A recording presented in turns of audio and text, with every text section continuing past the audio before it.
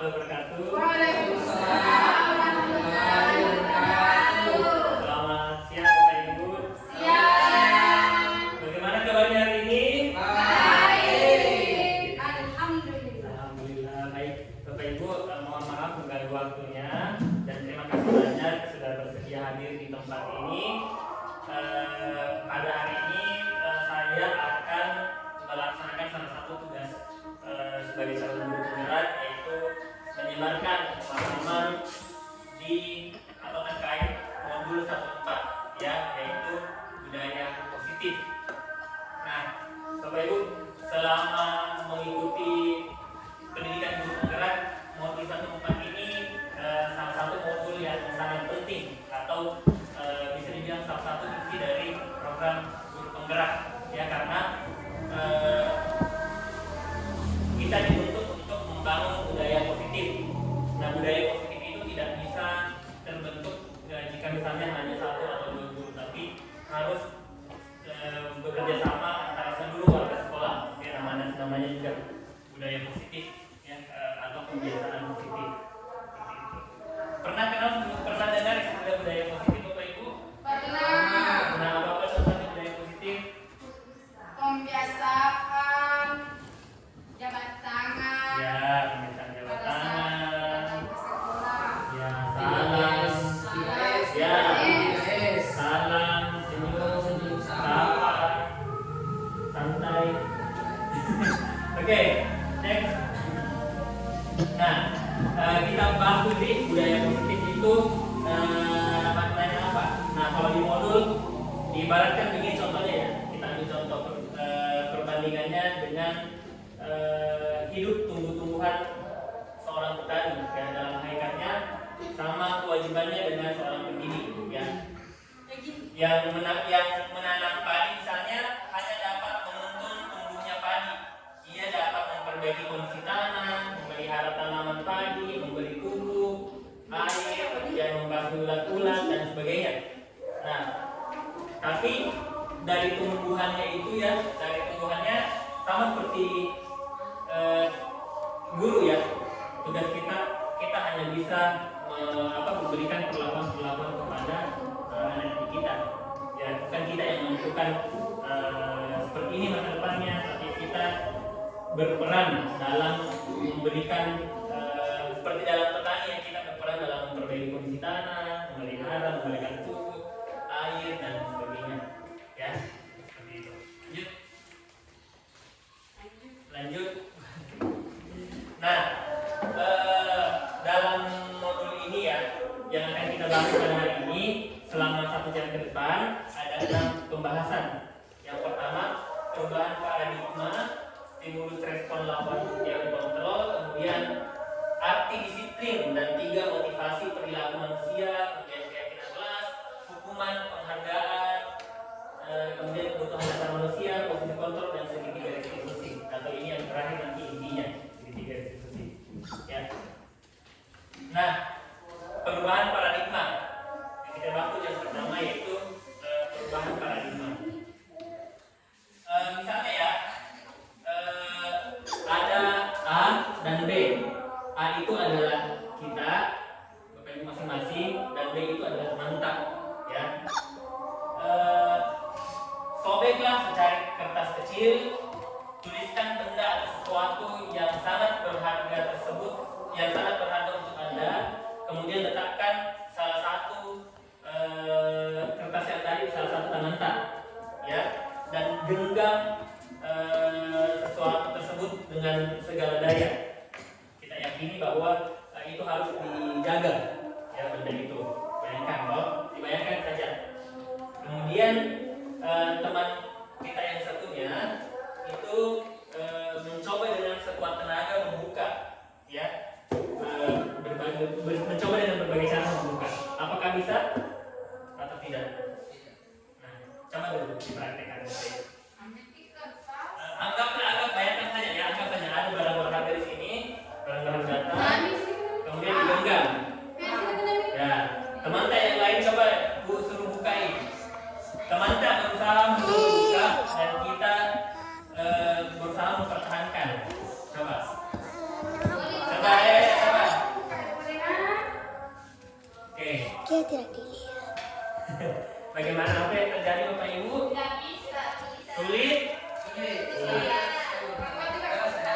Iya. Ya. Oke. Jadi seperti itu juga Bapak Ibu ya. Seperti itu juga. Kia turun, Kia dari situ menghalangi kau dari kayak kepalanya Kia. Sini Kia, bilang sini nak. Ya. Kia sini nak. Beda kok kalau ada mas makasih Kristus disebut kaitan yang apa sih beda. Oke berjalan nih, berapa menit nih? 6. Oke. 5 menit. Oke, Bapak Ibu ya. Apa kira-kira yang terjadi tadi Bapak Ibu? Ada yang bisa menjelaskan, membantu menjelaskan? Berisik kalau diperiksa. Bu Lina, bagaimana tadi waktunya dibuka dengan berani? Sudah terbuka. Bu Ani, sulit. Kira-kira kenapa sulit? Karena punya sesuatu itu dipertahankan supaya tidak diambil orang lain karena tidak terlepas. Ya, karena itu sangat berharga. Jadi ya, betul sekali. Jadi apa kira-kira kaitannya dengan perubahan paradigma? Perubahannya bahwa apabila tidak ada benda haknya di dalamnya maka akan mudah mungkin terbuka. Ya, dunia itu tergantung dari paradigma ya. Padahal tidak ada, ya tidak ada barangnya, tapi kita meyakini bahwa itu adalah sesuatu yang berharga. Karena itu nanti ada kaitannya dengan budaya positif kita. Ya, lanjut. Nah, perubahan paradigma teori kontrol atau ilusi kontrol. Pertama, ilusi guru mengontrol murid, ya. Ilusi guru mengontrol murid. Kemudian ilusi bahwa kritik dan membuat orang merasa bersalah dapat menguatkan karakter. Kita dulu yang pertama, ilusi guru mengontrol murid. Apakah pernah atau yang terbenak dalam pikiran kita selama ini bahwa kita yang mengontrol siswa? Ya, di sekolah ini misalnya. Ya, Ya itu ya, dipahami sama. Kemudian yang kedua, ilusi bahwa kritik dan membuat orang merasa bersalah atau siswa merasa bersalah itu dapat menguatkan karakter. Contohnya misalnya, iya, atau tadi ada mencuri, langsung dibilangi salah memang, pencuri memang atau apa, dihakimi tuh, dibuat dia supaya merasa bersalah. Kemudian ilusi bahwa semua penguatan positif efektif dan bermanfaat. Ya, kita juga mungkin meyakini ya bahwa semua penguatan positif itu efektif dan bermanfaat. Itu yang terjadi di kita selama ini bahwa kalau diberikan penghargaan ke anak-anak, diberikan hadiah, itu bermanfaat dan efektif. Ya, itu juga mungkin yang kita yakini ya. Kemudian ilusi bahwa orang dewasa memiliki hak untuk memaksa. Ya, masih sering pikiran kita nih, Bapak Ibu. Masih sering. Ya, bahwa harus dipaksa anak-anak kita yang harus memaksa karena kita lebih dewasa. Ya, next Bapak nih. Nah, kembali lagi Pak nih. Nah, ilusi-ilusi tersebut Bapak Ibu dalam perubahan paradigma nanti coba kita benturkan terhadap di materi-materi selanjutnya nanti. Ini mungkin yang kita pahami selama ini, ya. Ini mungkin yang kita pegang selama ini. Nah, oke, selanjutnya kita lanjut ya. Apa makna disiplin? Berasal dari bahasa Latin disciplina yang berarti belajar. Ya, kemudian makna asal dari kata ini berkonotasi dengan disiplin diri dari murid-murid Socrates dan Plato. Kemudian disiplin diri membuat orang menggali potensinya menuju sebuah tujuan apa yang dihargai. Kemudian, namun dalam budaya kita makna kata disiplin telah berubah, ya. menjadi sesuatu yang dilakukan seseorang pada orang lain untuk mendapatkan kepatuhan. Iya. Ya, seringkali mungkin bukan seringkali ya, yang terjadi selama ini di kita disiplin itu patuh. Iya, betul. Ya. Bukan. Ya, patuh terhadap aturan, patuh terhadap guru, ya. Nah, itu.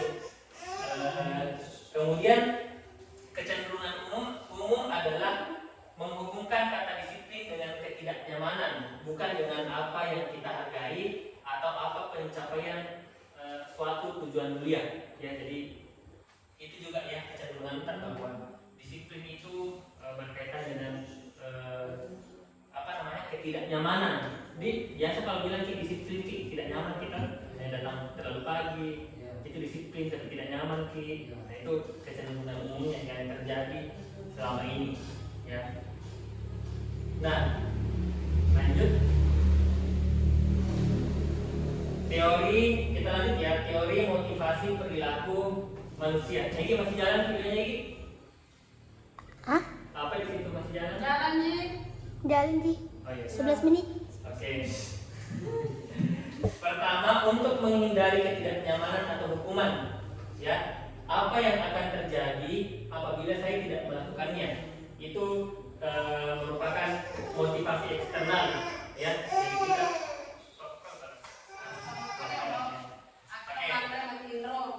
kemudian yang kedua, untuk mendapat, biasanya ini teori motivasi perilaku ya, apa yang mendasari kita melakukan perilaku biasanya takut untuk dihukum ya, menghindari hukuman.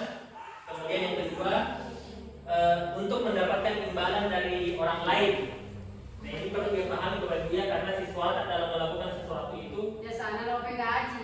ya, biasanya untuk mendapatkan pujian dari gurunya atau untuk mendapatkan penghargaan, untuk mendapatkan nilai, dia dilakukan. Itu namanya, itu masih motivasi eksternal atau dorongan dari luar. Nah, yang paling bagus itu sebenarnya adalah untuk menghargai diri sendiri, menjadi insan sesuai harapan kita. Nah, itu merupakan motivasi tertinggi ya. Dia motivasi internal, tujuan disiplin positif. Ya, itu yang kalau itu yang dipegang, maka segala sesuatu yang dilakukan itu bakalan ringan terjadi. Ya, misalnya datang ke sekolah tepat waktu. Kalau misalnya motivasi tak karena takut misalnya takut ada pengawas atau apa, itu pasti tidak nyaman dilakukan kan, dia dari eksternal semua. Atau mungkin cepat datang supaya tidak disinggung-singgung misalnya di sekolah atau di grup atau sama kepala sekolah.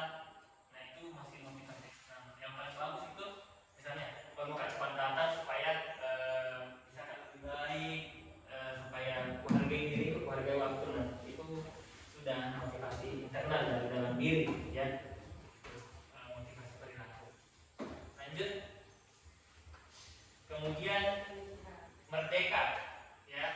Menurut Ki Hajar Dewantara, merdeka itu artinya tidak hanya terlepas dari perintah, akan tetapi juga cakap buat memerintah diri sendiri. Jadi merdeka itu bukan berarti bebas, bukan hanya berarti bebas ya, bebas dari perintah, bebas dari larangan. Tapi merdeka itu juga bisa dimaknai dengan bisa dikendalikan diri kita. Itu yang maksud dihajar sebagai merdeka. Ya. Kemudian next. Nah, seperti ini nanti ya Bapak Ibu ya, lingkaran budaya positif ya. Jadi kira-kira dari diagram ini Bapak Ibu apa mau tanya dari kesepakatan kelas, keyakinan kelas, lingkungan positif sama budaya positif. Kesepakatan kelas. Jadi dari kesepakatan kelas Timbul keyakinan. ya, muncul keyakinan kelas. Jadi Ya, nanti menjadi lingkungan positif kalau semua kelas sudah ada keyakinan kelasnya, nanti lingkungannya akan positif. Ada nanti dibilang keyakinan sekolah ya. Ini keyakinan, ini kesepakatan. ya, nanti menjadi budaya positif. Sama dia sama dia. Ya, kesepakatan itu apa disepakati di list dulu, nanti ubah menjadi keyakinan kelas. Ya, aja. Ya. Oke, lanjut.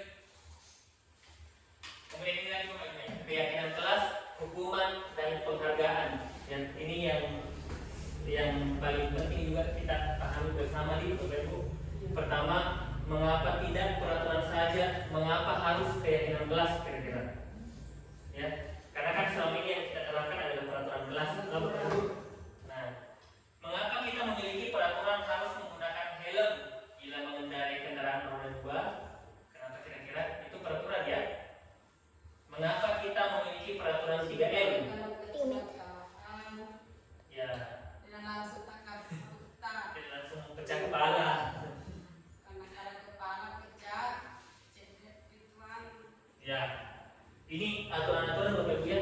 Mengapa kita memiliki peraturan 3M? Menggunakan masker, mencuci tangan dan menjaga jarak. Mengapa kita memiliki peraturan harus datang tepat waktu pada saat mengikuti pelatihan? Nah, kalau begitu kan masih motivasi eksternal toh. Nah, ini yang kita ubah menjadi motivasi intrinsik ya. Untuk mendukung motivasi intrinsik, kembali ke nilai-nilai atau keyakinan-keyakinan lebih menggerakkan seseorang dibandingkan mengikuti serangkaian peraturan-peraturan. Ya, kita kembalikan. Misalnya tadi yang pakai helm. Yang saya yakini bahwa saya harus selamat ya, selamat dalam berkendara, jadi pakai helm. Kemudian selamat dari waktu COVID kemarin, selamat dari virus. Jadi ya, kita patuhi peraturan 3M. Kemudian kita yakini ya bahwa kalau terlambat di pelatihan, ya ada terlewati. Ya, itu nanti kalau masih malu-malu berarti masih motivasi eksternal. Ya, tapi kalau merasa merugikan kalau terlambat kan, ya itu sudah motivasi internal. Next. Ini contoh kesepakatan kelas ya. TK dan non-TK ya. Nah, kita lihat ya kesepakatan kelasnya datang tepat waktu, mengucapkan salam, menjaga kebersihan sekolah, berdoa sebelum dan setelah kegiatan, aktif dalam pembelajaran. Ya, ada juga yang seperti ini, kami guru dan murid yang saling menyayangi. Kami murid yang semangat belajar. Kami murid yang peduli dengan teman-teman. Boleh seperti ini kesepakatan bahasa baik. Ya. Jadi ada diyakini. Ya. Lanjut. Nah, ini kita coba buat keyakinan kelas yang menjadi peraturan kelas. Contohnya, selalu kembalikan buku ke itu kan masih peraturan tuh, karena masih berupa kalimat perintah. Kalau keyakinan, ya kita lakukan dulu aja.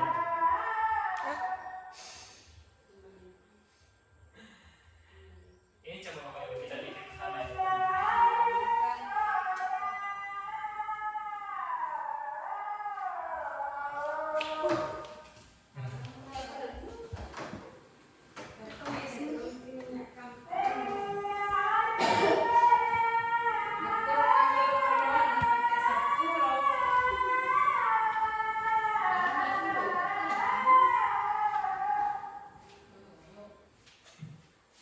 Peraturan kelas ya kita ini.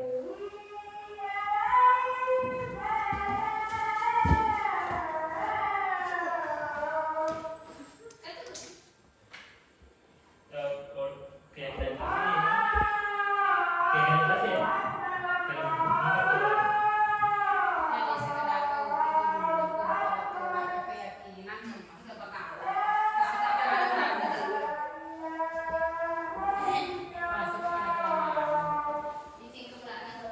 Ya. Oke, kita coba sama-sama ya. Selalu kembalikan buku ke tempatnya. Kira-kira keyakinan kelasnya nanti bagaimana Bapak Ibu? Apa kira-kira? Keyakinan kelas. Nah, Setelah memakai barang harus dirapikan kembali. atau misalnya menjaga kelas tetap rapi, ya. Seperti itu nanti kalimatnya. Kemudian dilarang mengganggu orang lain. Apa kira-kira keyakinan? Saling menyayangi. Bisa. Saling menyayangi. Hadir di sekolah yang 15 menit sebelum pembelajaran dimulai. Apa keyakinan kelasnya? Datang tepat waktu. Tepat waktu. Ya. Dilarang melakukan kekerasan. Saling Saling menyayangi. menyayangi. Kalau yang tadi bisa saling menghargai. Kalau di bawah saling menghargai. menyayangi. Dilarang menggunakan narkoba. Keyakinan nar. Wah, ini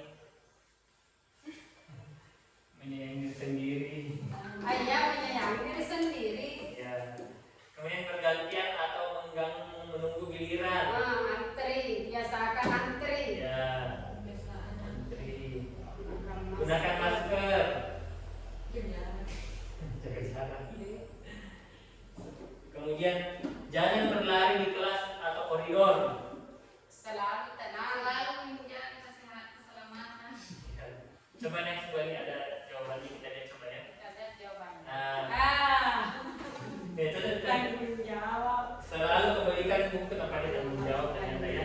Nah kalau begini kan dibuat tanggung jawab banyak ini kena kan misalnya setelah tak ada PPC-nya apa keyakinan kelas tadi tanggung jawab. Harus bertanggung jawab. Tanggung jawab sama orang pribadi orang kelas.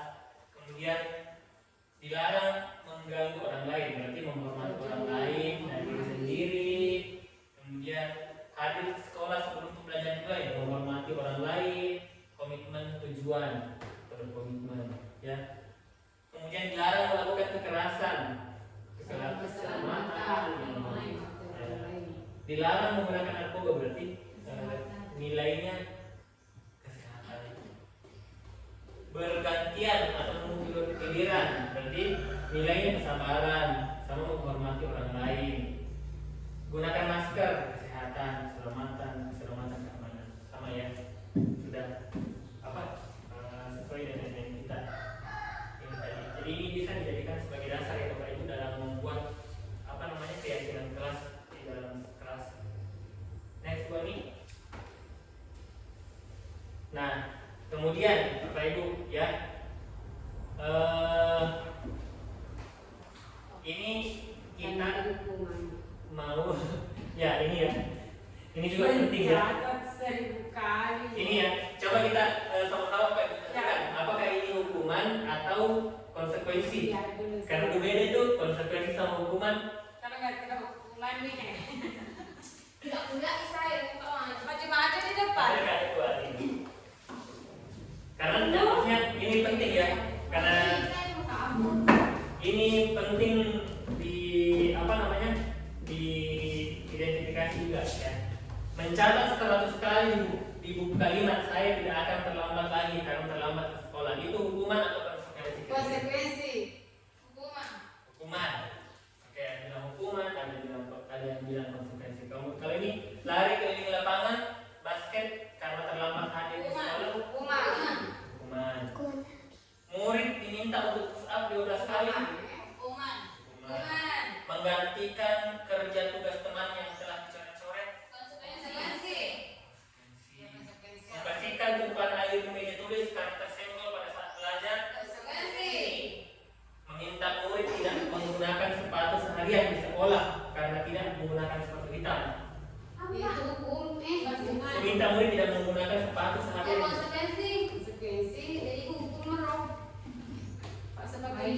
Nih kita harus apa ini kira-kira?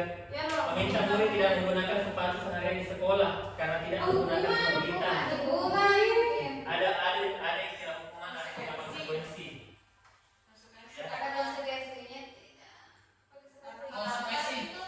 Kalau lari keliling lapangan basket 2 kali karena terlambat 10 menit untuk pelajaran yang Hukuman.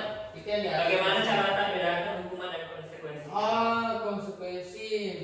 Ya.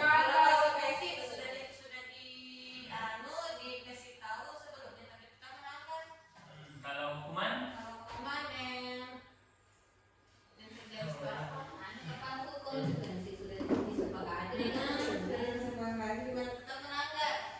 kalau kita melihat kalau kita melihat dari bagaimana cara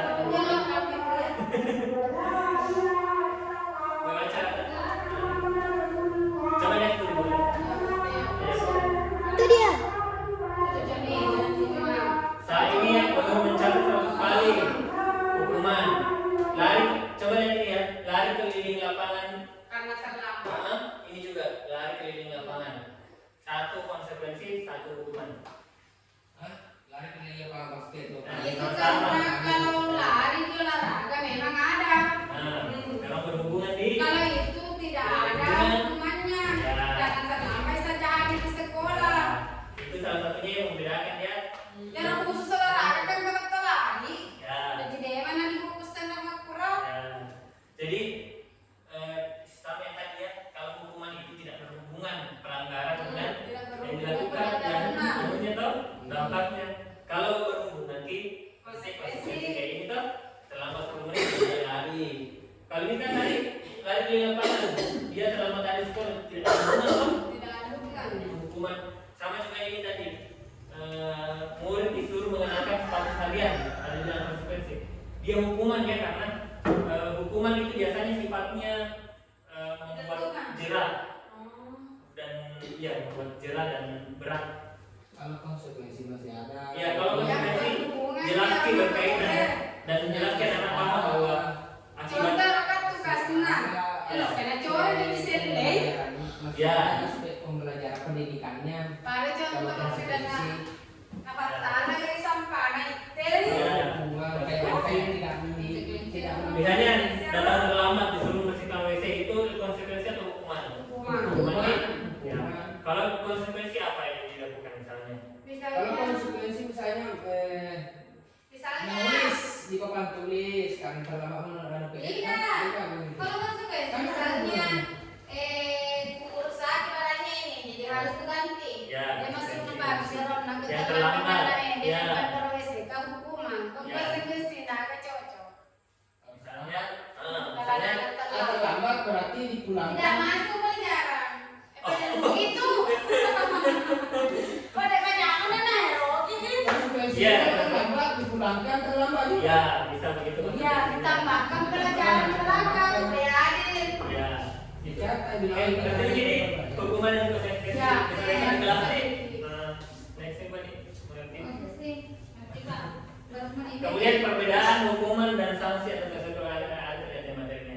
Hukuman itu sesuatu yang menyakitkan harus terjadi. Kalau ini sesuatu harus terjadi, ini ada kata menyakitkan. Ya, misalnya tadi tidak. Kemudian membuat anak sakit fisik maupun hati untuk jangka waktu lama itu hukuman. Ya, kalau ini dia membuat tidak nyaman dalam jangka waktu pendek itu konsekuensi. Kemudian ya, anak kalau hukuman biasanya anak langsung membenci kedisiplinan.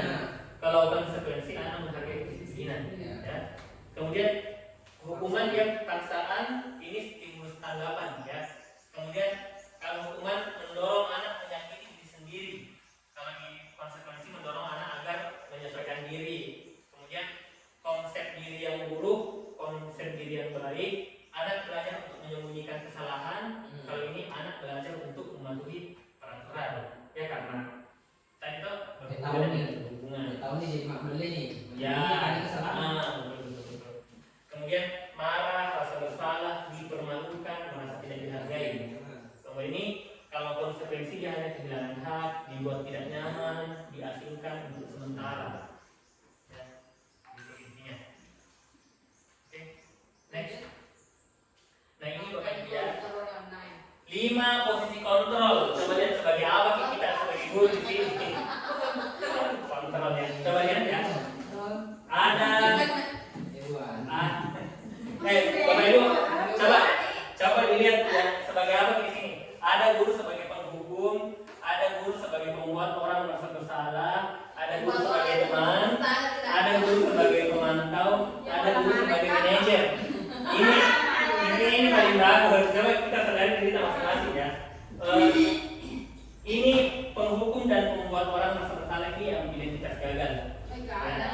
Kalau teman dan pemantau dia identitas berhasil tapi kontrolnya dari luar. Yang paling bagus itu identitas berhasil tapi kontrol dari dalam. Ya sebagai manajer. Coba kita lihat ya. Penghukum menghardik, menunjuk-nunjuk, menyakiti, menyindir biasanya. Ya. Kemudian kalian bisa dari sendiri, bisa dari diri kita ya. Kalau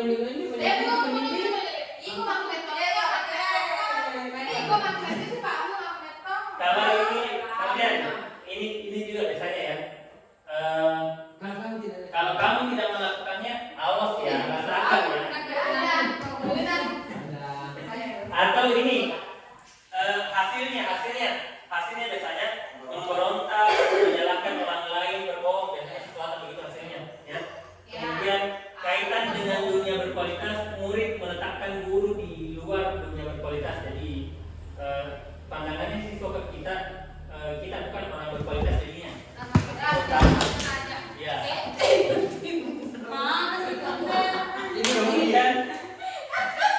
Kemudian siswa begini, biarkan saja nanti biasanya siswa mengulang kesalahannya ya. Atau di sini gitu. Kemudian kita pindah lagi ya ke yang ini, membuat orang merasa bersalah. Membuat orang merasa bersalah itu bagaimana posisi kontrol guru yang seperti itu? Biasanya dia berceramah dan mengatakan Oh iya lalak. seharusnya seharusnya begini, atau ibu sangat kecewa. Saya kecewa kamu. Kemudian kamu harusnya seperti ini, kamu sudah tahu ibu adalah sekali mengatakan ini. Saya dari sana. Antal ingat kok. Ya, kemudian menyembunyikan siswa itu hasilnya biasanya menyembunyikan, menyangkal atau Ada apa makasih melapor nana. kemudian kaitan dengan dunia berkualitas ya, murid meletakkan guru di dalam dunia berkualitas, ini tadi di luar dunia berkualitas ya. Ini Yang kata Ya. ya, murid berkata maafkan saya. Biasanya kalau membuat salah tadi, biasanya yang guru yang kita selalu ingin siswa supaya masuk bersalah ya. Ya. Nah itu sebenarnya ya biasanya dalam diri kita tuh supaya masuk bersalah, supaya masuk dirinya salah. Bahkan kalau itu yang ditanamkan, posisi kita sebagai membuat orang merasa bersalah. Oke, kemudian selanjutnya ya. Sebagai teman. Ya.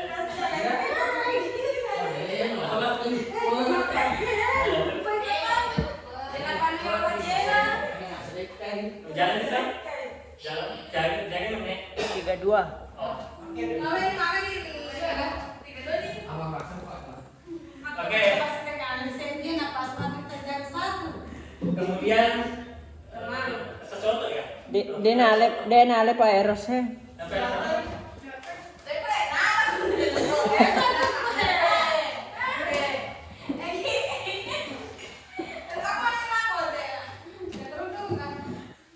Oke. Kemudian ketika dia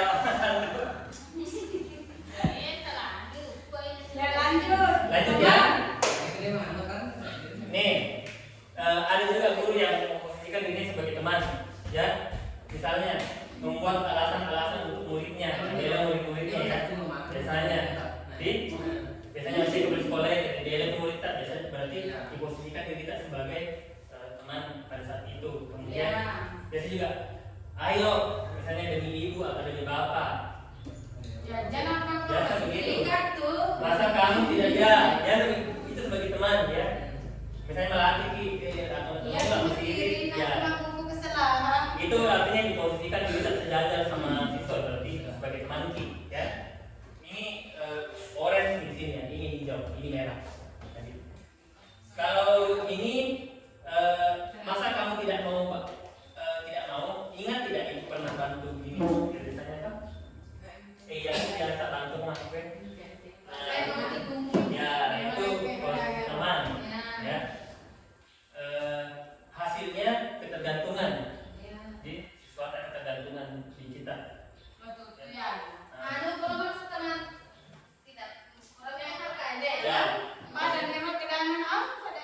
Ya, kemudian murid meletakkan guru sebagai orang yang sangat penting di dunia berkualitas. Jadi memang sebagai teman tuh dekat. Jadi siswa menempatkan guru itu sebagai guru favoritnya. Kemudian saya pikir bapak atau ibu teman saya ternyata begitu ya. Itu anggapannya siswa. Ya. Kemudian dampak pada murid lemah, tidak mandiri, tergantung. Ya, jadi kalau tidak ada itu gurunya yang menganggap sebagai teman, ya tidak mandiri ceritanya. Ya. Kemudian ada juga sebagai pemantau, selalu menghitung dan mengukur. Ada ya? Pantau bawa pantau. Misalnya ya, saya sudah menjelaskan panjang lebar, sudah 3 kali, saya berikan 4 kali, jadi sudah selalu menghitung, selalu mengukur ya. Itu sebagai pemantau.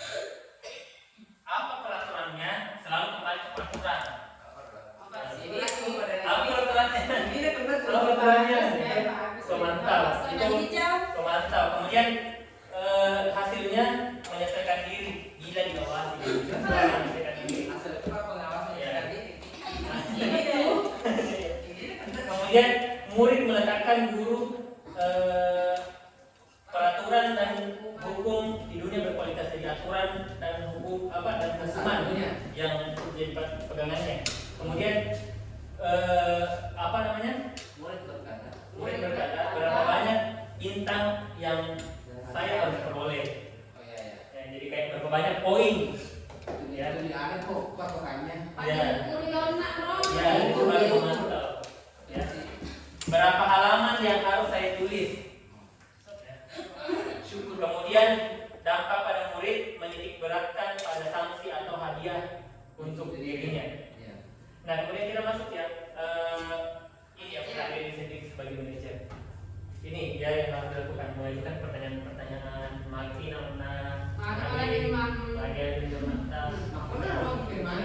Oke, itu kan Pak. Ya. Siapna. Karena mantap. Manajer. Tapi nanti lihat lagi. Enggak, ini kalau selalu sebenarnya sebagai manajer ini yang paling bagus. Apa yang kita yakini, apa yang bisa kau kerjakan untuk memperbaiki masalah ini. Jadi apa selanjutnya? Kenapa cek di pertanyaan? Kemudian hasilnya menguatkan pribadi. Kemudian murid meletakkan dirinya sebagai individu yang positif dalam dunia berkualitas. Bagaimana caranya saya bisa memperbaiki keadaan? Itu biasanya siswa yang disampaikan. Kemudian siswa itu mengevaluasi diri, bagaimana cara memperbaiki diri. Ini yang harus nanti dilakukan. Nah, sebagai dia lagi di sini maksudnya sebagai pendukung. Nada suara tinggi. Nada tuh.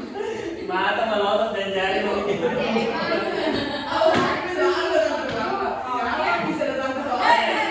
Terlambat itu. Terlambat sih ya. Tahu terlambat benar? Iya kan? Sandi kalau kemudian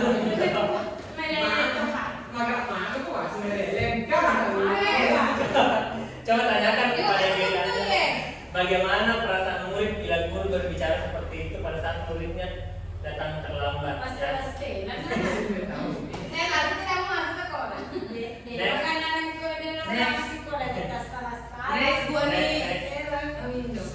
Akibatnya kemungkinan murid marah dan mendendam atau bersifat agresif. Bisa jadi sesudah kembali duduk, murid tersebut akan mencoret-coret bukunya atau ditulisnya.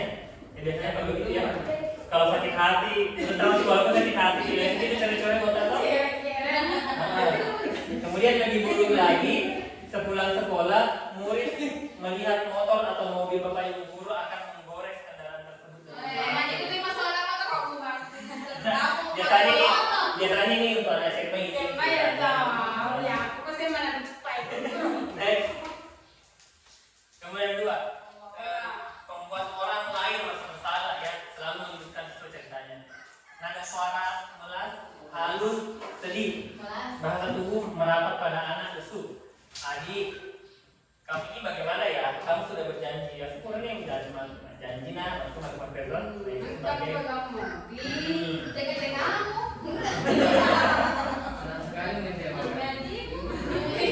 Kecewa sedih.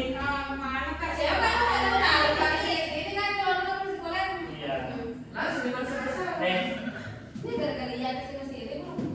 Akibatnya murid akan merasa bersalah telah mengecewakan ibu atau bapak gurunya.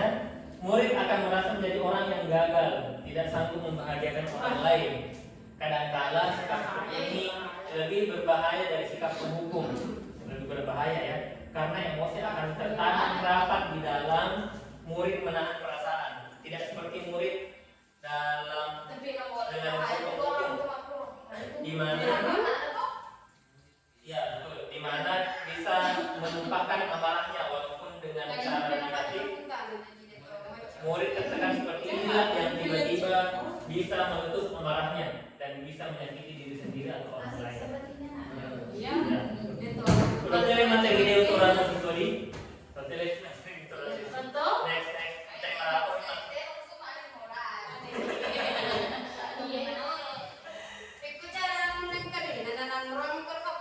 Kemudian nada suara teman, posisi sebagai teman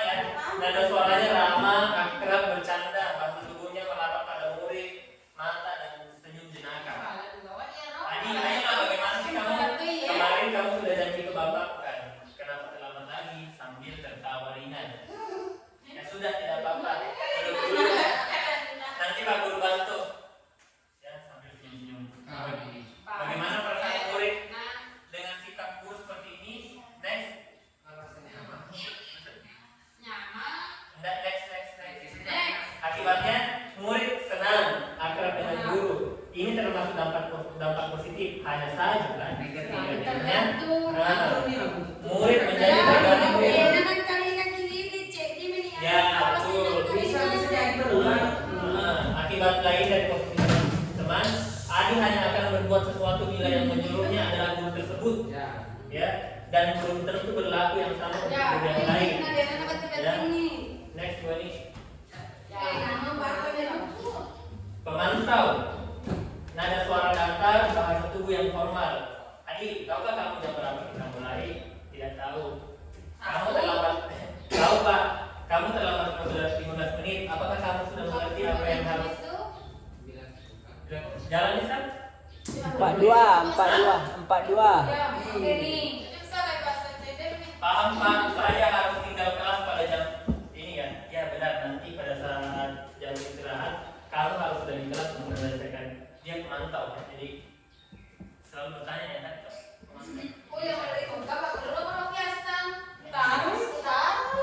Oke, bagaimana murid yang diperlakukan seperti ini?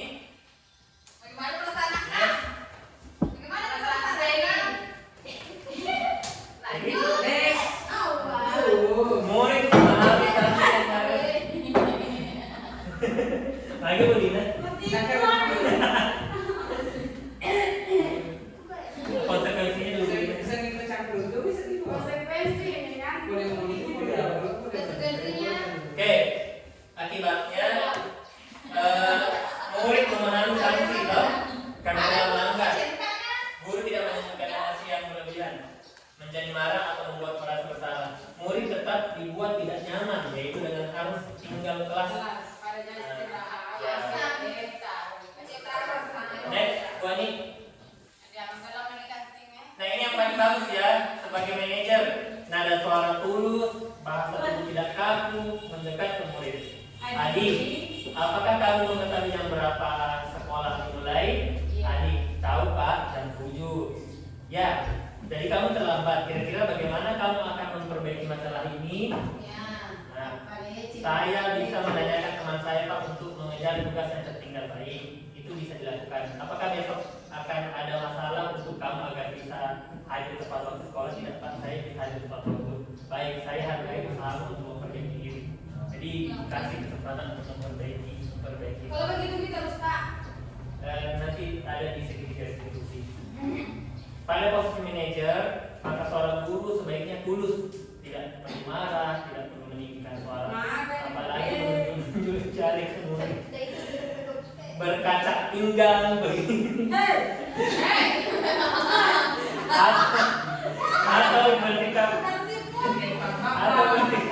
atau bersikap seolah-olah menyesal, tampak sedih sekali akan perbuatan ini kebalikannya, atau tampak sedih sekali akan perbuatan murid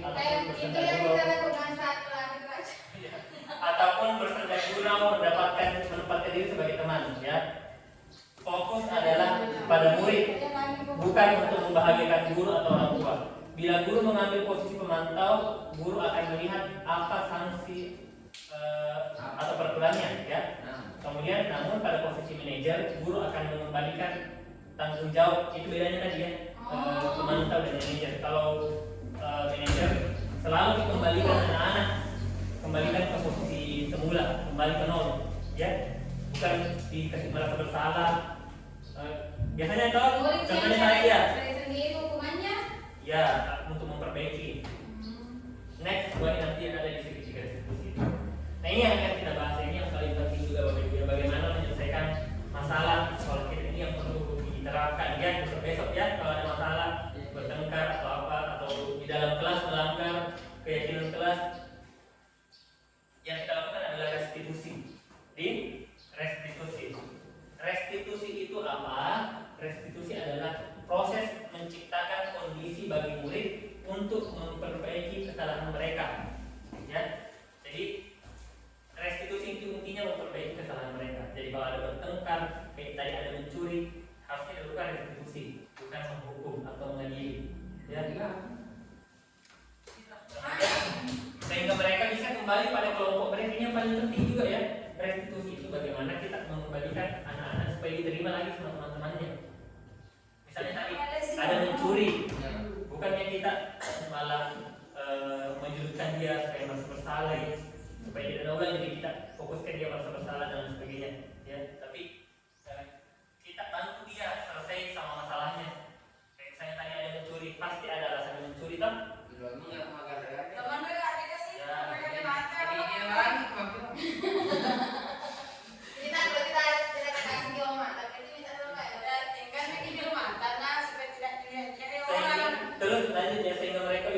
dan sehingga mereka bisa kembali pada kelompok mereka dengan karakter yang lebih kuat, ya. Ini menurutnya dosen 2024. Ini nanti yang coba diterapkan ya. Restitusi. Restitusi intinya bagaimana anak-anak yang sudah melakukan kesalahan dikembalikan ke posisi semula, kemudian menemukan solusi terhadap masalahnya tadi ya. Next. Ini sedikit yang restriksi Bapak Ibu ya. Yang pertama, menstabilkan identitas. Iya. Menstabilkan identitas ya. Menstabilkan identitas itu pada ceritanya Yesus mengenang karena Yesus mengenang. Ya. Misalnya merasa bersalah tadi, tidak kita bilang langsung merasa bersalah ya. Langsung bisa dengan cara misalnya dia kurang atau itu biasa, dia kurang taat guru, kurang atau itu salah, tidak apa-apa. Nih, setiap misalnya bisa dikatakan ya, setiap orang pasti pernah melakukan kesalahan. Ipalagi cuma dengan anaknya, toh? Ya pertama itu kan kalau kena anak malaga, minum, ipalagi itu harus mengenal supaya tidak langsung menangis, tidak itu. Toh? Ya. Kamu bukan satu-satunya yang pernah melakukan ini. Dia pernah minum biasa. Misalnya, ya karena anak-anak pasti ada alasannya dia mencuri. Nah, supaya bisa tahu alasannya, supaya bisa menjawab dengan jujur, supaya bisa dibantu. Misalnya tadi mencuri karena apa? Tidak ada dia itu mau tanam, berarti bisa oh kalau menggabung ditahan. Tadi ada baik surat dalam belanja supaya dia ini cina belanja dipakai toh cari solusi untuk dia. Kemudian validasi tindakan yang salah. Ya betul tadi kuburan ini boleh itu mengenai validasi tindakan yang salah sih ikudah makanya dibantu makanya salah kayak yang lakukan itu deh. Harus atau misalnya kamu tentu punya alasan mengapa melakukan itu. Tidak alasan atau kemudian adakah cara yang lebih efektif untuk mendapatkan apa yang kamu butuhkan? Misalnya mencari materi itu, kamu cari materi deh atau baru buku ada kita kira-kira Kau dimikir lo. iya atau kau dimikir sekolah tak materi lo, tak kertas atau oke mana kalau kau di jalur silot tak jadi no, yang di situ namanya. Kemudian yang langkah yang ketiga kurangi faktor. Yang ketiga internet sih materi apa itu keyakinan tak di sekolah, apa keyakinan tak di kelas, yang mana dilanggar nilai apa yang telah kita sepakati, yang misalnya menghargai. Nah kemudian dibantu ya, kamu ingin menjadi orang yang seperti apa, atau dibantu apa yang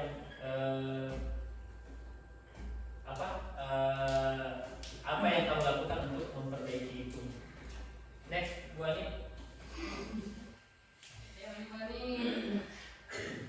Untuk anak yang baru gagal karena berbuat salah menjadi positif terhadap dirinya. Nah itu menstabilkan identitas. Apa tujuannya? Untuk membuat anak yang merasa gagal karena berbuat salah menjadi positif terhadap diri supaya terima dirinya di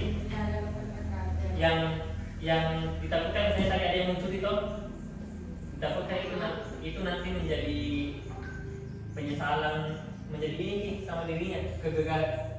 Fokus di bawah kurang kan menong, tak kalah kurang nak menong teruna. Itu sebenarnya ditakutkan. Kenapa dia kenapa tidak dianjurkan untuk menyudutkan anak-anak salah toh? Nanti terlebih apa metona ya disemani kalau kereta anak menona deh, portona dan semenong. Nah itu makanya harus distabilkan dulu identitasnya, diperbaiki. Jadi guru berkata berbuat salah itu hal yang manusiawi, ya. Kalau mencuri misalnya, bukan cuma kamu yang pernah berbuat salah. Tidak ada manusia yang sempurna. Bapak Ibu juga pernah buat salah. Kita pasti bisa menyelesaikan permasalahan ini. Bapak Ibu tidak tertarik untuk mencari tahu siapa yang benar, siapa yang salah. Ya, Bapak Ibu tertarik untuk menyelesaikan masalah ini, misalnya ada yang bertengkar toh. Nah, saya tidak mau tahu yang mana benar, yang mana salah. Mau jika bantu supaya bagaimana yang dua orang ini bisa menyelesaikan permasalahannya. Kalau kamu menyalahkan dirimu sendiri terus menerus, apakah kamu bersikap baik pada dirimu sendiri? Nah, ini yang bisa ditanyakan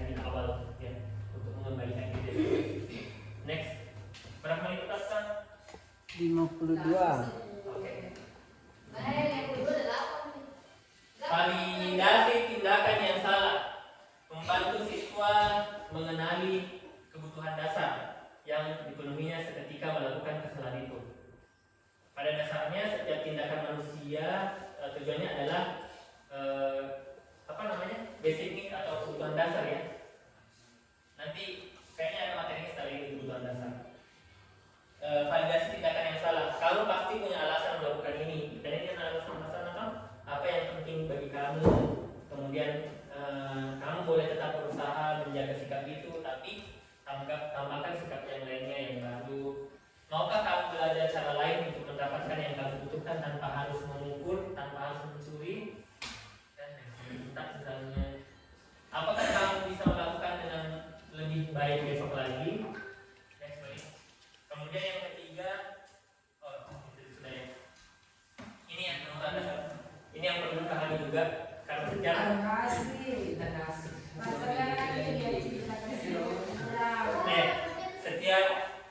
setiap yang Anda lakukan sesuatu pasti ada alasannya, dan setiap alasannya pasti tidak jauh dari ini ya. Yang pertama rasa memiliki dan dimiliki, kemudian penguasaan, kebebasan, kesenangan, dan bertahan. Freedom, kebebasan, hukum.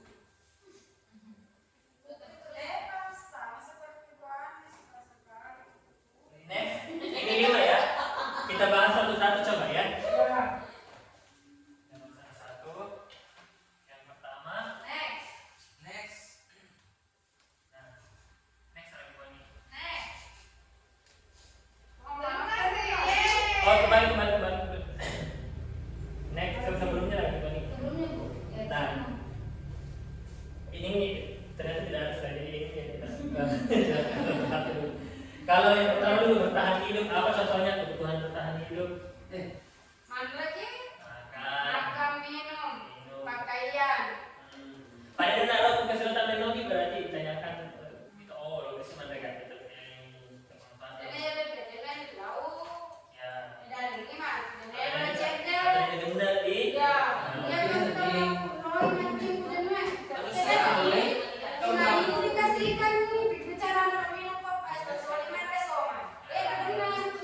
Ya makanya kalau begitu dihitungi dibantu itu makanya.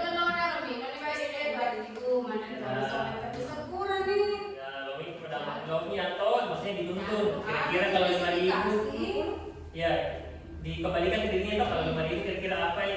Agak uji muli supaya benar-benar masuk gue. Pertama misalnya mau kasih di nasi kuning. Tapi bukan berarti itu untuk membenarkan tindakan-tindakannya, tapi berusaha ini mencarikan solusi lain supaya tidak bukan pelanggaran yang dilakukan. Kemudian kalau ini rasa memiliki dan dimiliki, biasanya melakukan pelanggaran karena itu ya, Bapak Ibu.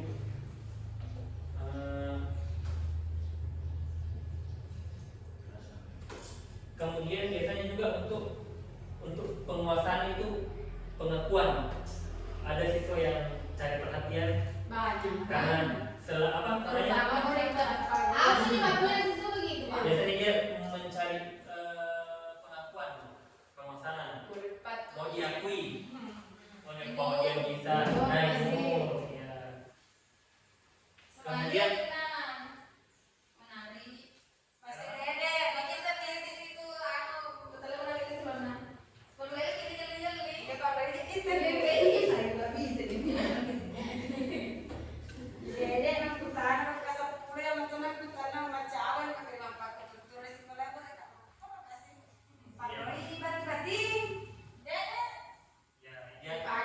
itu kebutuhan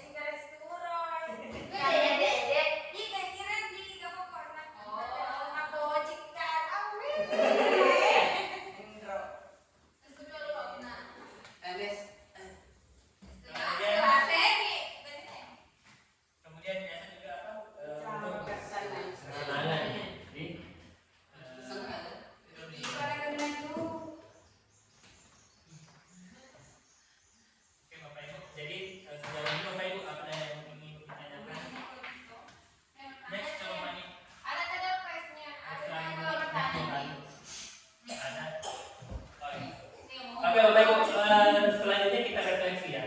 Kira-kira dari kegiatan ini apa yang Bapak Ibu pahami? Tidak ada alasannya. Ternyata yang kita lakukan selama ini salah. Pertama karena agar kita menggunakan hukuman bukan Memuncul lagi.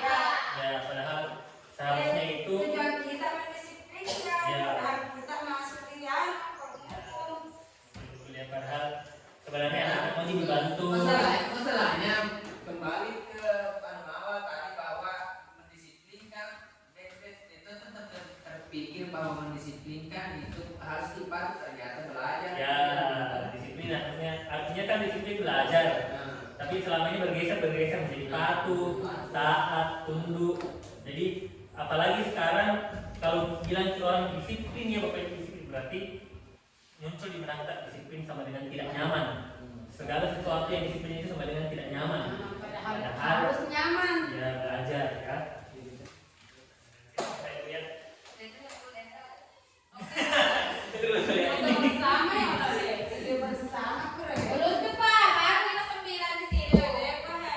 1 jam nih, 1 jam 8 detik. Apa?